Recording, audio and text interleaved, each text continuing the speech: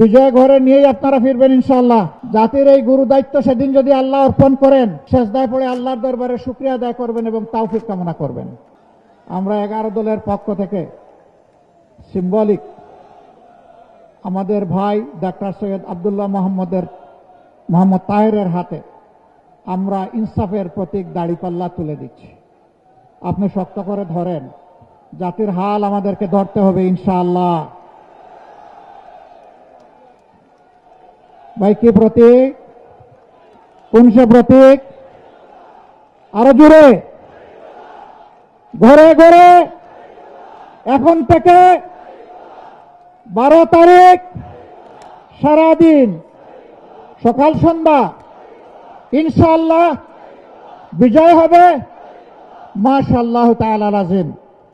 বিজয় ঘরে নিয়েই আপনারা ফিরবেন ইনশাআল্লাহ।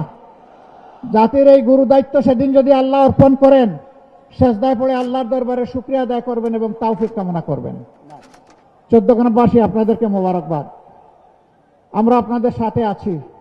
এখন বলবেন যদি আপনারা বিজয়ী হয়ে সরকার গঠন না করেন আমাদেরকে ছেড়ে দিবেন কিনা? না, চরম প্রতিকূল অবস্থায় বাংলাদেশ ছাড়ি নাই, মাটি কামড়ে পড়েছিলাম, আপনাদেরকে বুকে ধারণ করে পড়েছিলাম।